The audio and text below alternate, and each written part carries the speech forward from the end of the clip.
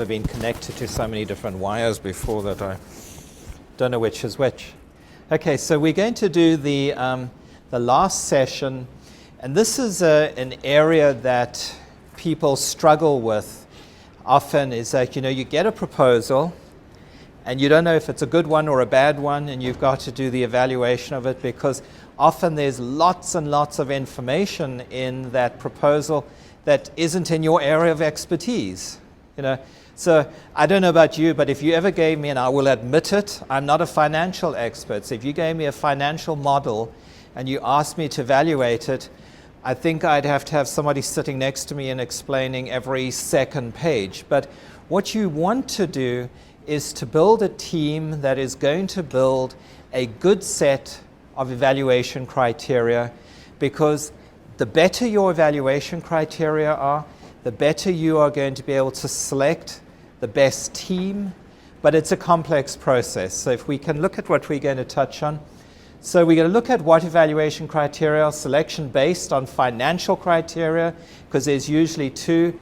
Then there's also financial and technical criteria. Sometimes it's purely just a decision on cost. Other times it's financial and technical. Identifying them, an airport example that I'm going to mention briefly, power utility example, example of criteria evaluation score sheet. So you're going to have some examples of those. That's always a difficult one, is, you know, how do we set up the evaluation score sheets?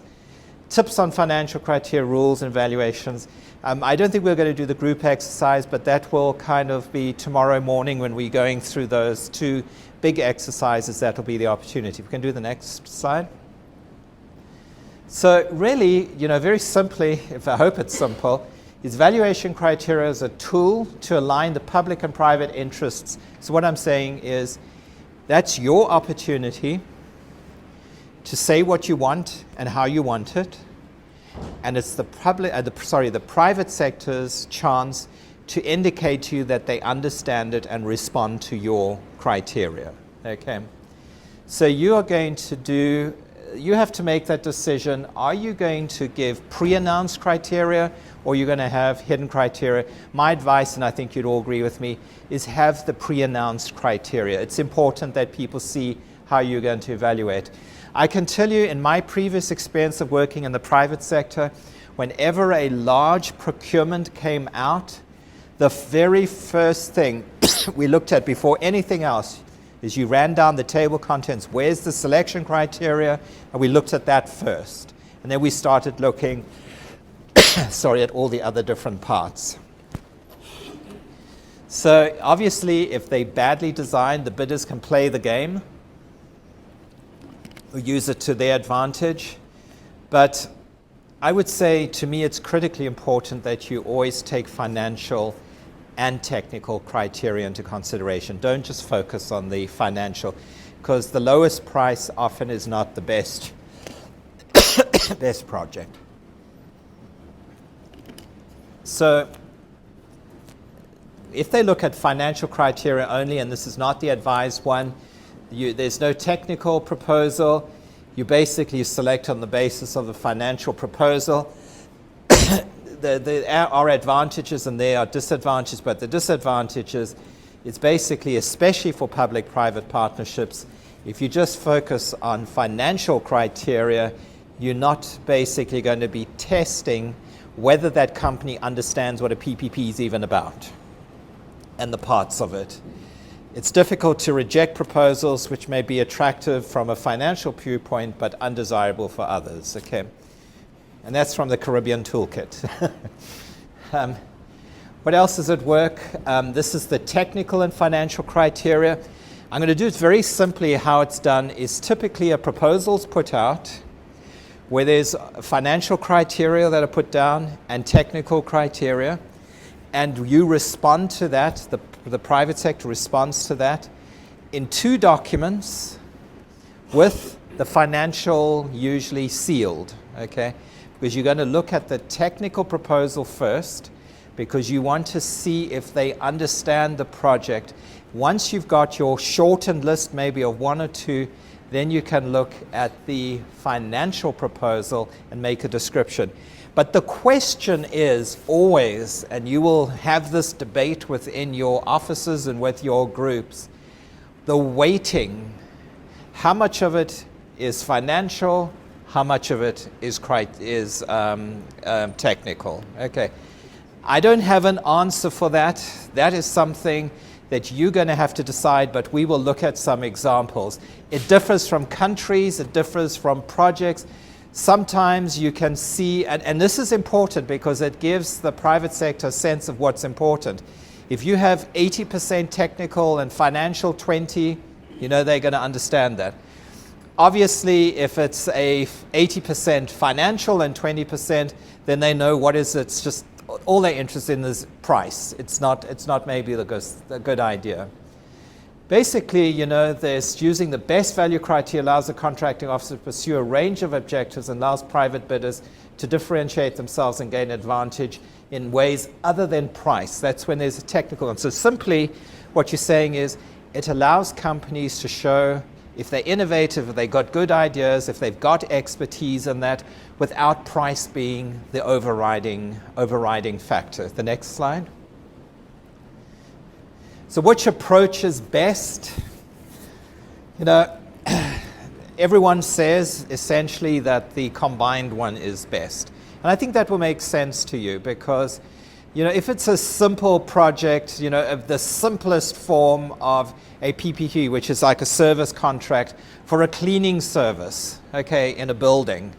That's very easy when you're just going to focus on price because you just want to know if they're going to clean the building or not and who's going to give us the best deal. But when it becomes a multi-billion-dollar project with tons of moving parts and the technical side, the delivery side, the practice side, let's put it that, is very important. Obviously, you're going to focus a lot more on the technical. It's also, they say, very important to keep the technical evaluation criteria simple and easy to evaluate. So don't come up with some crazy ideas and then it's saying, well, this is great. We want this as a technical requirement, but we have no clue how we're going to evaluate it. Okay. So what you're looking for is things that are really objective and not subjective. Okay. That's a sense also is if you put people in a team to do an evaluation, if they're looking at the technical, specifically financial is a little different, but if you're looking at the technical, and you put again a lawyer, an engineer, a planner, whatever, and you ask them to evaluate the project, you're going to get a range of scores. And I'm sure you've seen that because the engineers are going to focus on the engineering. And if it's very well defined, they're going to give it a good score. If it's a financial side and that's very refined, but the person doesn't have a clue about the others, they're going to score it that way. So when you're working with setting up your evaluation criteria, it's important that all members get criteria into the list which are important to them. And then once you've selected the criteria, the different ones, it's important that every member of that selection team understands what those criteria mean. Okay? Because typically the evaluation committee is going to look at all the criteria. And if you have some crazy technologically descriptive thing and I haven't a clue, how am I going to evaluate it? I don't know what it means. You have to define what you're looking for and how you want it to be presented. So it's important that you will have your technical requirements that you need to have during a procurement process. And typically the technical requirements are, it's a fail or a pass. Do they meet it or they don't meet it? It's also, the performance standards are also important, and that forms part of the technical requirement. And what you are looking for when you're evaluating a proposal, every question and every expectation that you have set in your RFP needs to be met. Now, I want to say there's another set of criteria which is not really technical and it's not financial, but let's call it that it's the proposal delivery criteria. Okay, so if you put in that they've got to put in certain things like financial records of the company, they've got to put in, the document has to describe certain things. If that's missing, that is part of, you know, the checklist of things that they could be in a situation where they're not in compliance with it. And that's maybe sometimes the first filtering activity, you know, that you will decide, okay, this proposal is inefficient, it's insufficient, not all the information is there, and you might even cancel out a company then, even before you start looking at the deep technical criteria and the deep financial.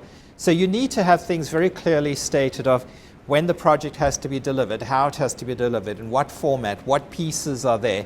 You know, you need, often they put a checklist.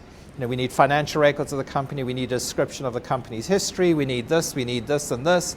You know, the document needs to have all these sort of requirements, not just in the financial, I mean in the technical details, but it needs to have an engineering report, a feasibility study, you know, all these sort of things. You need to put it, and every time something of that's missing, it becomes a disadvantage for the company that has proposed. It's very simple. Why do you have the criteria? Because you're trying to eliminate companies that aren't qualified to do it. It's as simple as that. You want to have qualification criteria that balance the need for high quality potential partners with ensuring that there's a large pool of bidders and encouraging innovation and competition. So one thing that happens, and I just want you to warn you against that, is that sometimes ministries work with 4 or 5 companies all the time. Okay. And what happens is that inadvertently you become influenced by what those companies deliver. You know what I'm saying? So because you've only worked with 4 or 5 companies, you become subconsciously aware of what they can do, what they can't do, and all of that. So you start writing your evaluation criteria without thinking about it in a way that favors these 4 or 5 companies. You also have got to try and put in evaluation criteria that are innovative and different, so that if another company that hasn't been a preferred company of yours comes in, that they actually have a chance to be qualified as well. So it's just a little warning there to be aware of. You want to be tailored to the financial, the market and technical parameters of the project. This is important, you know, the minimum size, the experience, the capacity, those are things you can talk about. And it's basically, the question is asked, should we limit the number of companies that can bid? Okay. That you have to base on essentially the understanding of kind of what the market looks like. Now I know typically if it's a multi-billion-dollar project, you will be lucky generally if there's 10 consortia that bid, because it could be very specialized in that. So maybe in that sense you're not going to limit it to how many bidders, you're just going to see what happens. But if it's a smaller project for roads or something that's nothing spectacular, a school or something like that, it's quite possible that you could get 20 or 30 different proposals. And the question that you're going to be facing then is, how long is it going to take us to evaluate all these documents? So you've got to think of the criteria and describe them, set them in a way that it almost prevents companies that are just going to take chances from bidding, and it's going to encourage serious companies to respond. Because I've worked with evaluation committees before where they have been locked in a room essentially for 4 or 5 weeks to do the evaluation criteria. And I don't know if have any of you ever sat on an evaluation committee? Okay. Depending how serious it is and how confidential it is, one project I worked on, the people who were doing the evaluations were almost, it was kind of sad in a way I suppose, but almost held prisoners in the hotel where the evaluation was taking place. They wanted to make sure that there was no outside influence. So when they came into the room each day to do the evaluation, they had to leave their cell phones, their laptops, everything at the door. Security guard actually checked that they didn't bring anything in. Why? Because they didn't want these people to be contacted by outside influences that could influence them. Every decision that was made when you were sitting in a committee and evaluating, each person had to put in their own individual evaluation. It wasn't debated, Because if you sit in a room and you do the evaluation debate, there can be a very vocal, very charismatic, or very forceful person that will overwhelm everyone else, and people will just say, oh, well, you know, he seems to have it under control, he must be right. So these were blind evaluations. So every day at the end, the evaluations were collected, it wasn't handed out, and then there was one coordinator who set up a master list and came up with an average. Okay, this was really important to ensure that that took place.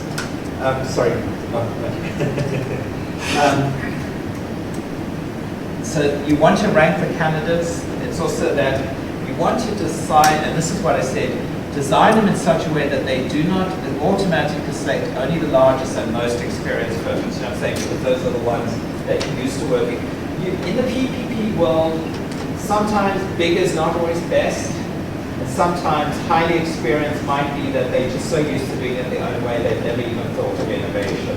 And that's, you need to accommodate that.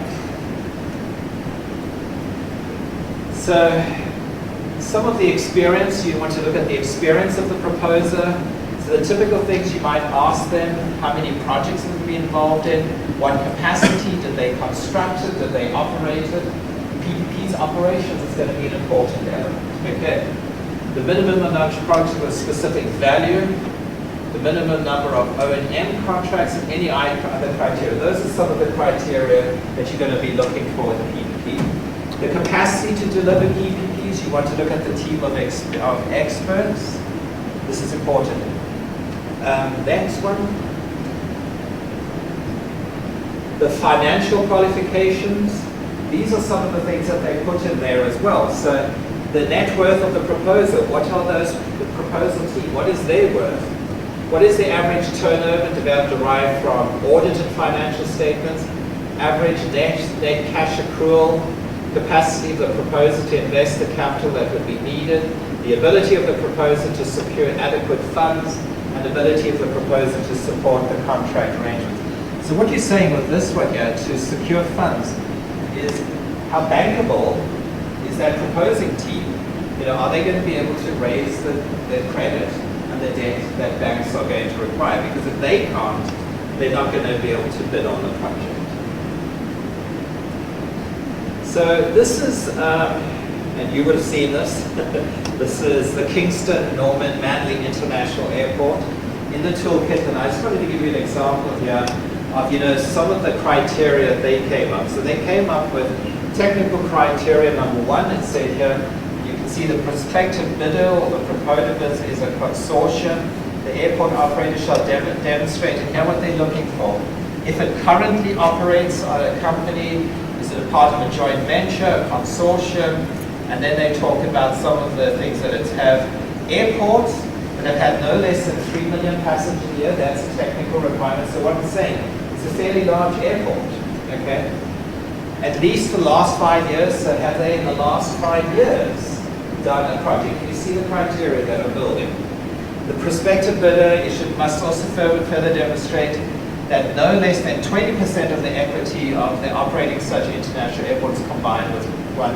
So they've got the criteria there. The second one is the next one, is if it's a consortium, at least one member of the consortium will describe experience either in the developing, designing, engineering, procurement, and construction of the airport, or the managing and operations. So can you see this is kind of looking like it's a DBFON type project.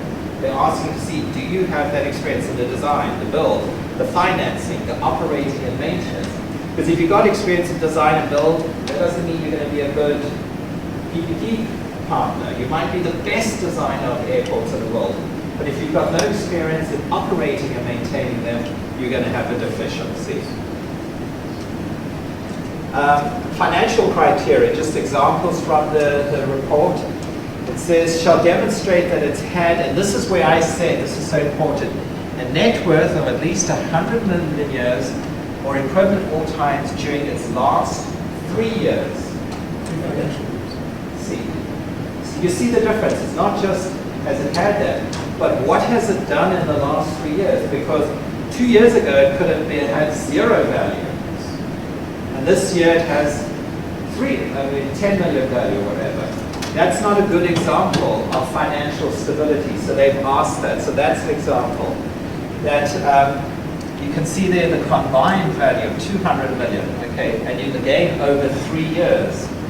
The net worth, when they come up with how you're going to do it, this is how you have to define to them. Total assets minus total liabilities minus intangible assets. Another criteria is the prospective bidder is a consortium. The lead member shall demonstrate the ability to finance the project through equity investment and or debt financing. So they're basically saying, can the leading partner in that consortium persuade banks to give them a loan? Which sounds pretty obvious, but if they can't do it, you're going to get to a situation where you don't have financial close. And then you might have thought you had a deal, but you got nothing. Now, again, the Caribbean toolkit, this is how good it is, because I could get so much of the information I wanted as examples. But this is a evaluation process, and people always ask me, how can you come up with the evaluation process to look at the criteria? What are you going to do? And they came up with quite a comprehensive one for a BOO, project, build, own, and operate. Greenfield project, you know what I mean by greenfield project? A greenfield is a brand new project. A brownfield is an existing project. For somebody from Saudi Navy and in this group once told me, you don't call them brownfields here, you call them sandfield projects. So, I don't know if that's... And then there's even a term called a yellowfield project, and we'll look at that later on. But basically, here they've come up with a very precise way, if you haven't thought of it, you haven't struggling, this is something to look at, of how you can do it. So there's 3 stages. First of all, stage 1, the applicant's ability to implement the project. So can they do the project? Very high level.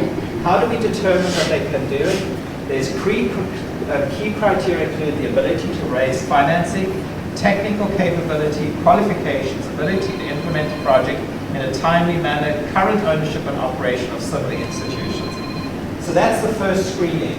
And you go and you look at it, and maybe you receive 40 proposals. Heaven forbid, maybe you'd rather not have 40, maybe 10. But you can then do the first evaluation and you cut it down to the next one that you're now going to look at. You've got rid of all the fluffy ones that really don't mean anything. Now you've got serious ones. You're going to look at the actual technical evaluations. The previous was the qualification criteria. This is the technical criteria.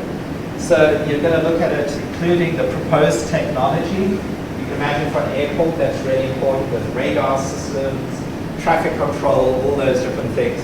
R&E resources, plant design, construction and operations plan, and environmental compliance. So for this project, which was a utility project, that's what they were requiring. Companies had to prove that. So now you've maybe gone from 10 and you're down to 3 or 4. Okay. So you're screening against criteria, you're getting it down to more and more of a qualified team. Then only did they look at the economic evaluation. I don't know what the whole contract looked like, but I would bet you that this part was in one document and this was a sealed document with only to be opened after we've made up our minds. Why would you not look at the financial criteria before? Because you might get so excited about the price that you don't even bother to look at the technical. Okay, it will influence the way you think about it.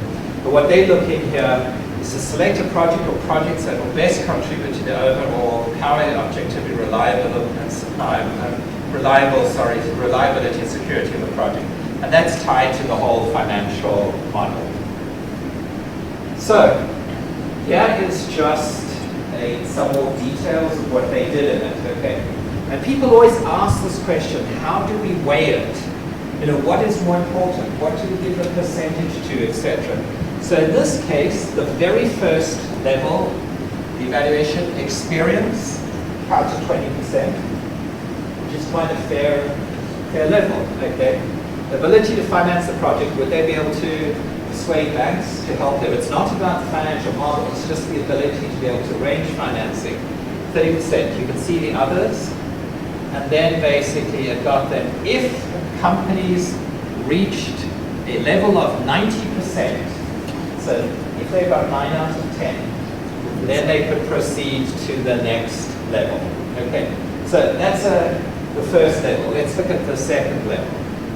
So this is technical, absolutely technical, not pre-qualification, not the status of the company, but actual technical. So again, you're starting the evaluation, again, of those like 3 or 4 that you've chosen. Do they have this type of renewable technology? Do they have experience with it? So they get about 8%. Is it a renewable? You can see the 25%. So they came up with a set of values. Now the question is always going to be asked is, how do we come up with that weight? And the only way I can say is through experience that you had on previous projects, or hiring people who have experience of working on previous projects to help you come up with those criteria. Because that balance is also critically important in deciding who's going to be selected and why. The other is here, they say the proposal must obtain a minimum of 50% of the allocated to move to the next level. So there's another level. Okay. Can you see how complicated it is and how many different factors that they consider? And then they look at the economic criteria, and this was the output parameters and association costs. So what can it generate? What is it going to cost? And essentially, very simply, is it going to be a profitable undertaking? So basically, they do it. Basically, it's also that each of those criteria, the big ones, have sub-criteria. So when you are saying the ability to generate power, it's not just that one. Your evaluation team is going to have sub-criteria of what each of those points mean and help them come up with that overall score. And then you want a combined evaluation approach, which I think is the best. So, just to give you an example of what one of these criteria matrices can look like, okay? So here, look very interesting. Can you see here? Price they decided in this case is 50% of the evaluation. Purely price. And this is just a nondescript project. It really doesn't mean anything. It's not really anything. And in this case, technical is 50%. It can be different. It could be price is 20%. Technical is 80. It could be, hopefully not, financial is 80 and technical is 20. But this is a balance and a criteria level that you have to reach and understand and decide. But then they've looked at the technical, and what is interesting here, can you see that they've broken it up almost into the life cycle components of the project. So there's a construction, and it's almost like the design, build, operate, maintain. They've got these elements. So construction is 20%, operations 11.5, maintenance 11.5, and 7%. Again, this is not the rule that you should follow. This is something you have to decide amongst yourself. And I really can't give the answer why, in this example, that distribution is there. But they've also broken it up here into different pieces. So quality and reliability of the project design is 9 points there. Reliability of the construction term or calendar, 5.5%. Quality of the assurance methods proposed, 5.5, etc. Here it's quality and reliable of operating procedures and manuals, commitments of means, service, quality. You can ask in a proposal for a company to give you examples of the project management guidelines that they're going to follow. Because how else are you going to evaluate how they're going to manage the project? You can do that. You just need to decide what you want to do. Maintenance, there's no specific example there, but it's the option there. And then 7% environmental health and safety, disadvantaged minority, other things. So that could be like the social, the sustainable development goals. You could have something built in there and you have a requirement to meet that. So that's how they come up with that score. This is another Zemaites, I don't know how you say it, Associates. It's a UK company. I found this on their website. But here you can see basically they've got two things, price and quality. It's not about meat, they just mean what the body of it is about. But can you see the different qualifications that they have here? Overall weighting, price in this case is 30%, not 50% in the previous one. Quality is 70%. Then they have the categories: commercial valuation, technical, service, quality, environmental, social values. This should be tied a little bit to the value for money prospect. You know, what are we getting out of it? There's a weight that they've given that. Okay. And then there's, remember I said each criteria could have sub-criteria. Okay. Here's some of the sub-criteria. So technical is capability and resources. They've given a breakdown there. Service delivery, flexibility, communication, reaction to problems, innovation. So you can be asking those type of questions. If there's a problem, explain how you're going to respond to it. How are you going to communicate it? What are you going to, how are you going to react to the problem? And then what's your solution? What are your innovations that you're going to do if you have these problems? And you can score according to that, which they've done there. Quality here was customer care. So customer care wouldn't be for a typical project, but it maybe could be for a water project or a utility project. If clients aren't getting water, or they aren't getting power, how do you respond to them? The quality of the service. This is an important one. You see when I talked about how are you going to make sure that the project remains up to date, operating good. Okay, they've asked that question. What are you going to do to continuously improve the project? So you can build that in. Okay. Then the other is environment. Are they committed to the environment? Are there specific environment targets? You know, can they meet those environmental targets? And then social value. So it was mentioned, somebody was saying here, one of the tables, why do we do PPP projects? Because we want to create jobs, okay? I think that's one of the tables said here. So here is, when this PPP team's put together, how many jobs is it going to generate in Saudi Arabia? Or are they going to bring everyone from another country to work on the project? That's one of the criteria to do. So if it's a Chinese company, it's more likely they're going to bring everything to the project. In Sri Lanka, there's a big PPP project. The Chinese haven't hired any local people. They're financing it, they're building it, and they bought all their labor from China. All their labor stays in like a compound. And so there's no interaction with the community, no one's been hired. Even the food is brought in from China. So there's no benefit to the company. So if you had a value, you know, what are the opportunities for local people? And they just say, well, we're going to take care of it, don't worry, we're not going to hire anyone in that. That's a thing.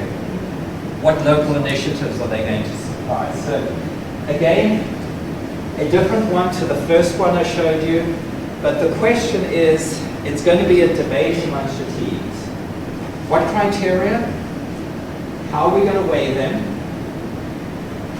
on each of those categories? And then each of those categories, what is going to be important? Financial, technical. Let's go to the next page. One thing that's important, and you can read through this when you get it, but don't have so many financial parameters in it that it turns into an exercise of finances. That's not what it's about, okay? You want to keep it as simple as possible. But the challenge is, how are you going to compare the two bids, considering the risk profile for the contracting of RFP varies between the two bids, okay? Because each bidder is going to have a different risk for you. You need to understand how you're going to do it. Let's go to the next.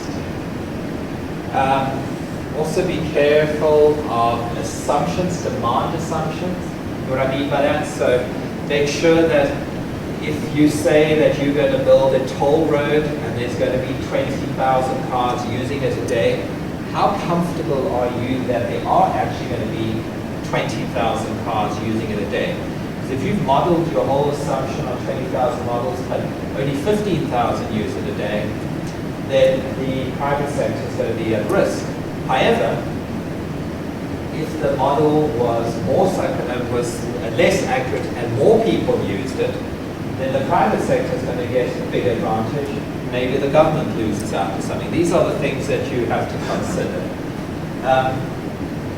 Just here in the South African Kruger National Park, they outbid an ecotourism concession that in order to discourage overbidding, Concessionaires had to pay a minimum of 65% of the fee payment project for each year in their bids. So they were setting a certain ceiling of what could be made, and anything over that would go to the government. You want transparency, obviously, you want it to be predictable. There's a term that they'll talk about is net present value that you need to evaluate. But it's also important that the onus is put on the contract authority to provide a clear and appropriate financial bid model. That is the most difficult. How many of you are experienced in financial modeling? One, two people maybe. That's the challenge. If you receive the financial model, do you know what it means? Okay, you have to ask yourself that question. If you don't know what it means, you need to find somebody that's going to help you understand what it means. Okay? And don't just take the financial model as an accepted thing. I've had people have said, you know, don't worry about the outcome of the financial model. You give us the inputs, we'll give you the outputs. Don't worry about the middle stuff. We got it under control. Okay? You don't need to see it or anything. That is the worst approach. When you get a financial model, you need to get somebody, an independent person, to evaluate the model and test it right throughout, because you've got to be confident that the financial model is accurate. There could be errors that are made. You can expect a wide variety in bids, depending on the companies, even negative bids, which means less than what you expect. Okay. It's important that you envisage all the scenarios, even extreme ones, and check whether the financial system can accommodate them. Especially in the case of extremely low bids or high bids, a proper assessment of the viability of the project is recommended. So if companies come in with very low values, you have to decide, is there a problem with the economic viability of the project? Or if they come in with very high values, you make a mistake here.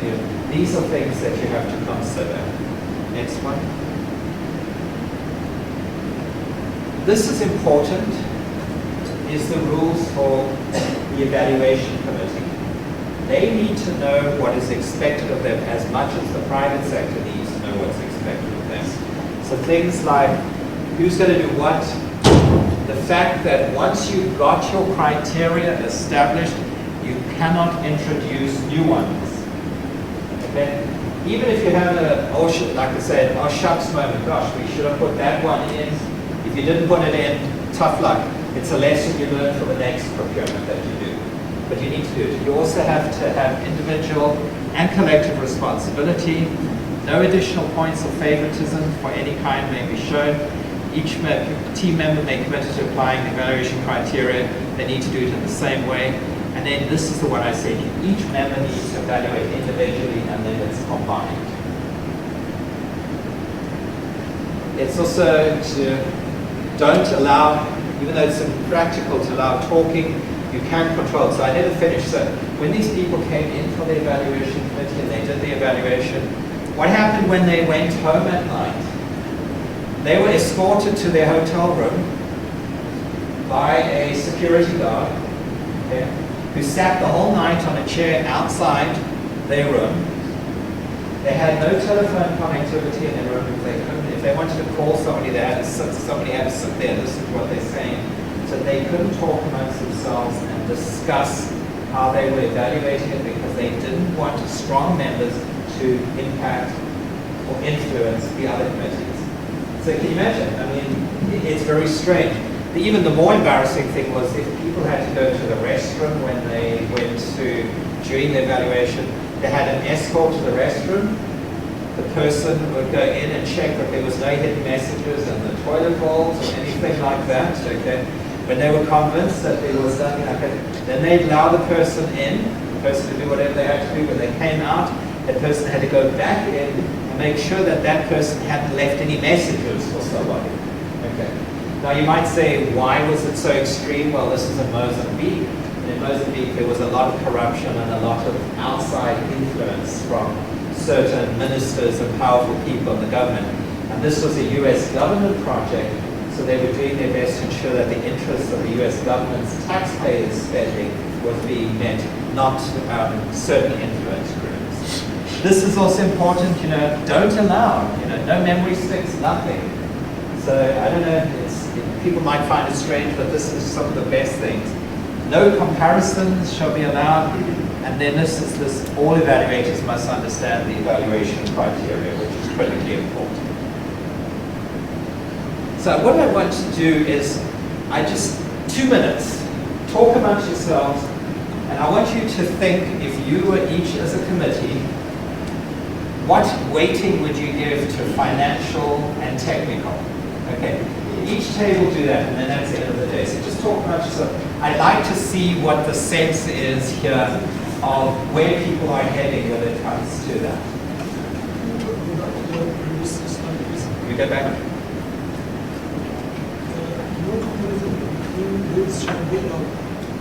Which bullet? The last. This one here? Yes. Why is that? Because you don't want when you're evaluating, I just want your evaluation, and then you give it to the coordinator who then tallies the score. They don't want you saying, oh, I gave them 50%, and I gave them 30%, I gave them 80%, and then you start having a discussion, and it's not based on your professional, because what's going to happen if there's 3 people that say, let's just reach a middle score. So that's the reason why they don't want those discussions within the evaluation. But once you've come up with the score, then you can make the comparison of the scores. But you're not going to say, well, Team A gave us this project, Team B, yeah, I like more what Team A did. That's what you're trying to do. Okay, so quickly, just talk amongst yourselves, because I know it's 4 minutes over. I'm terrible, I'm sorry. But I would just like to get a sense of, talk amongst yourselves quickly. If you were going to do a proposal, you were going to do a financial bit, a technical bit, it's going to be 50-50, 70-30, whatever. And I'd just like to see what it is. So take a few minutes and then we can go.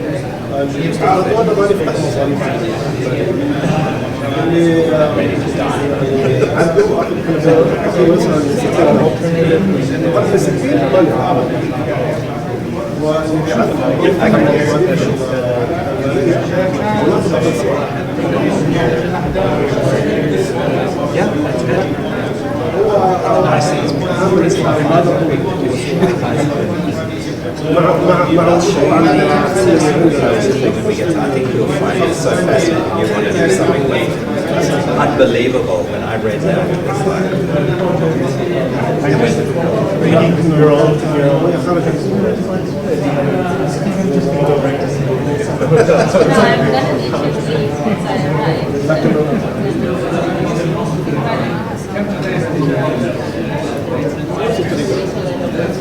لا لو مشاريع تنموية مش بطريقة قانونية، لكن مشاريع حكومية مش بطريقة لكن الآن احنا بنتكلم على مزايدة لكن برضه فنيا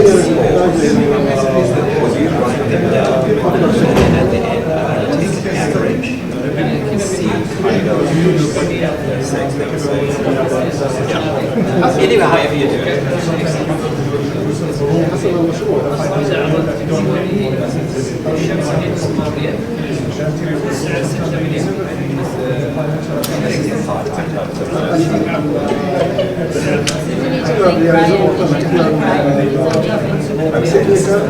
بعد 60 working with the valuation criteria, coming up with a part. I love the list.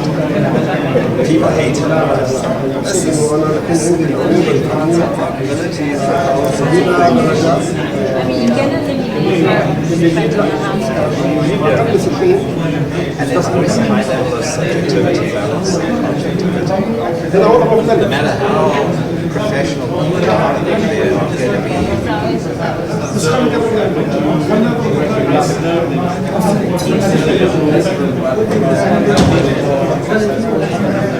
هنا عشان المفروض مساعد الريفينيو الموجودة في الشراكة really have to keep themselves الأمور المادية مهمة partiality فعشان كده هو بيسيبها زي لكن بس إذا يهمك ايش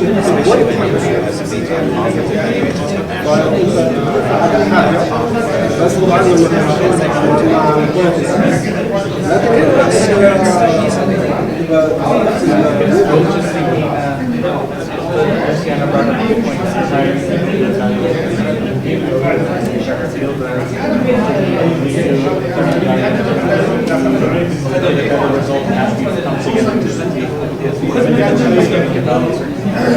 طبعا maybe what you can do is get the individual what it's a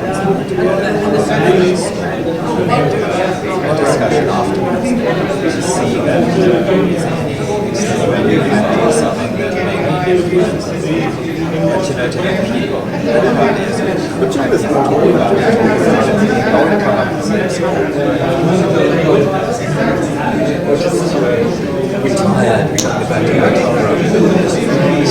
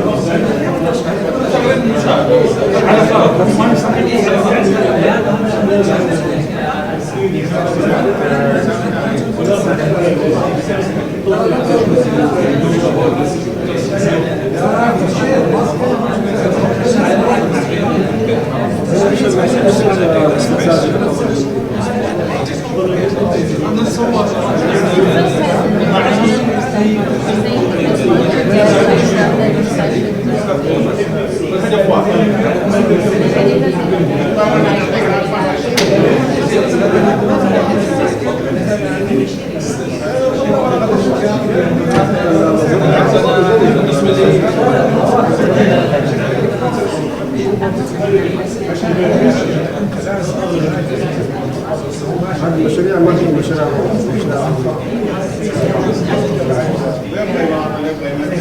زمان كان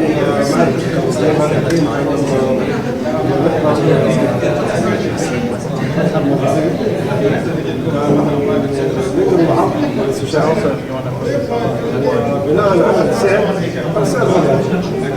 ولا كان يقارن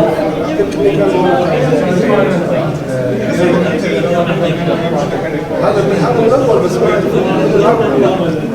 ايه مشترك What I might even say is to the sector.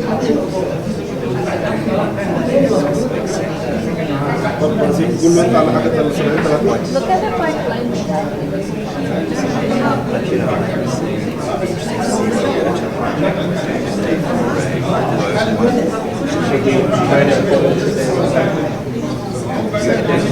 but it's always interesting to get that message across that based on the sectors also the evaluation criteria are quite different. I mean, just a suggestion. I just don't know how it works right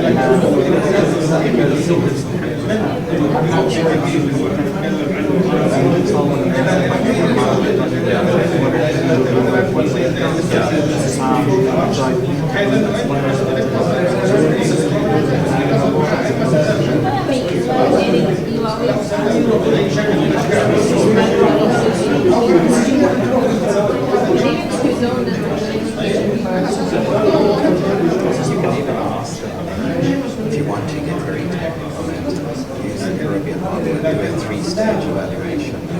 come up with the sub-criteria, how you're going to evaluate it, pass, yes, no, fail, whatever that, because even if it's but the technology, the approach was good. there, but then I don't remember exactly what happened. They couldn't do the financial side. They couldn't do the financial in the end. I have seen to do it again, and they managed.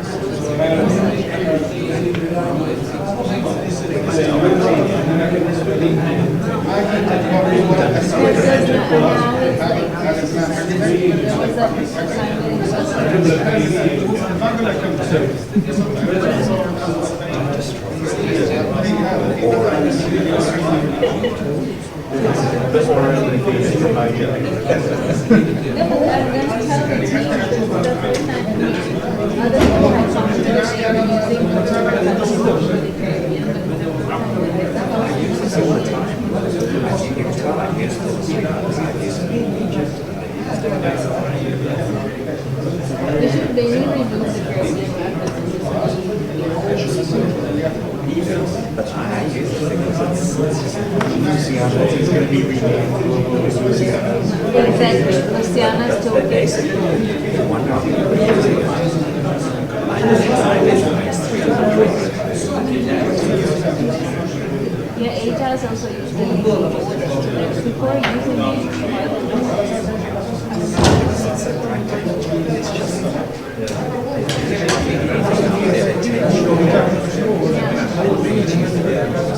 That's what we wanted. That's why we fight this rebel. Basically, I'll tell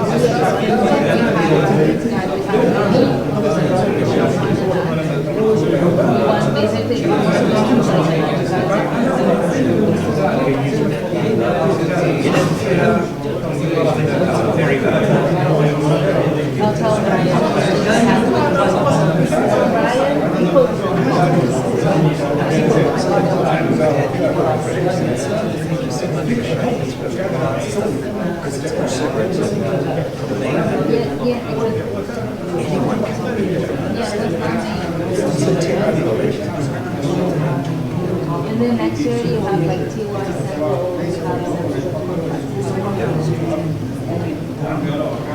Okay, so that was exciting. There was quite a lot of heavy discussion amongst the groups. So let's, I know some people seem to, okay, so what I'm going to do is just ask each table to tell me what their percentage allocation is and the motivation why you chose that distribution from your presentation. Okay, you close? I don't know much Arabic, but I know one thing. Khalas with the talking. So let's quickly focus. So each table is just going to tell us what their distribution is. Remember, this is not right or wrong. This is just your interpretation. And I must say there's a certain level of subjectivity because there's things that you're thinking about that are going to influence. Give us and say why you thought that weighting was there. Okay, and it'll be just interesting. And what we're going to do is we're going to gather the score, and then we're going to give a room average afterwards. So you can see that if you all work together as one large group, what you might have come up with. So let's start with this table. Okay, so we get to the technical. Yes. 70. 70 technical. And 30 for the finance. 30 finance. Any reason why? And that's because the technical proposal shows the real experience of the company. Okay.